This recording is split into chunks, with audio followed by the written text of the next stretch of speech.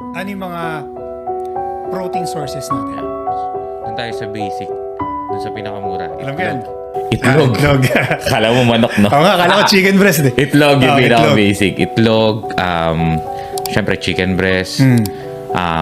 Pangalawa yung beef and salmon. Yun. Then sa fish naman, pinagpapalit ko lang naman yung cream dory or tilapia. Yung salmon, siya yung source of fat ko. More on fat siya. Doon mo siya ginagamit. So kung kailangan ko ng lower fat compare sa chicken breast, doon ako sa tilapia. Ilan yung meals mo per day? 6 meals. Kumbaga kumakain ako every 2 to 3 meals. hours. Like na sinabi ko, every 2 to 3 hours yung kain namin.